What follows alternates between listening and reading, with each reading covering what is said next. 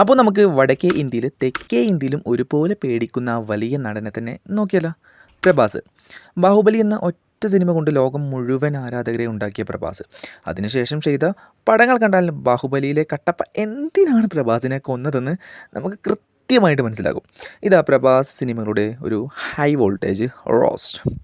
Number 1 സാഹോ. അതന്നെ logic ഇല്ലാത്ത ലഹള എന്ന് പറയാം. ബാഹുബലിക്ക് ശേഷം വന്ന ആദ്യത്തെ പടം 350 കോടി എന്തിന് ചിലവാക്കിയത് എന്ന് ഇന്ന് ആർക്കും അറിയില്ല.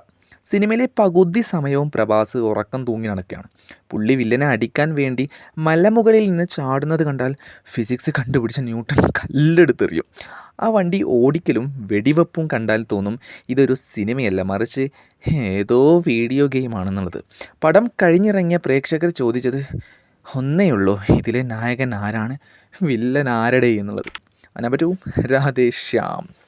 പ്രഭാസ് ഒരു അന്താരാഷ്ട്ര കൈനോട്ടക്കാരനായി വന്ന പടം. ലോകം മുഴുവൻ പ്രവചിക്കുന്ന പ്രഭാസിന് സ്വന്തം പടം പൊട്ടുമെന്ന് പ്രവചിക്കാൻ പറ്റിയില്ല. സിനിമയിലെ പകുതിയും പ്രഭാസ് യൂറോപ്പിലെ തെരുവുകളിൽ ഡിസൈനർ കൊട്ടും ഇട്ട് സ്ലോ മോഷനിൽ നടക്കുകയാണ്. ആ കപ്പൽ മുങ്ങുന്ന ക്ലൈമാക്സ് കണ്ടാൽ നമുക്കെന്നെ തോന്നും ആ കപ്പലിൻ്റെ കൂടെ സമാധാനവും കൂടി മുങ്ങിയെന്ന്. പ്രഭാസിൻ്റെ ആ റൊമാൻറ്റിക് ലുക്ക് കണ്ടാൽ പുള്ളിക്ക് പല്ലുവേദന എടുത്തിരിക്കുകയാണോ എന്ന് തന്നെ തോന്നിപ്പോകും. എൻ്റെ അമ്മോ. Next one Adipurush. ഊഫ്, ഹൈ വോൾട്ടേജ്. ഇന്ത്യൻ സിനിമയിലെ ഏറ്റവും വലിയ ദുരന്തങ്ങളിൽ ഒന്ന് മലങ്കൾട്ട് എന്നൊക്കെ പറയുന്ന ഒരു ഐറ്റം.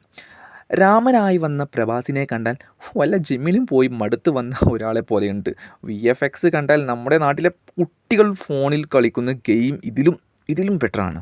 രാവണൻ്റെ തല 10 വശത്തേക്ക് നോക്കുന്നത് കണ്ടാൽ നമുക്ക് തലകറക്കം വരും. 600 കോടി രൂപ കൊണ്ട് എങ്ങനെ ഒരു നല്ല കാർട്ടൂൺ ഉണ്ടാക്കാം എന്ന് ഇവർ കാണിച്ചത്. കാർട്ടൂൺ ഇതിനേക്കാളും എത്രയോ ബെറ്ററാണ് ഗൈസ്.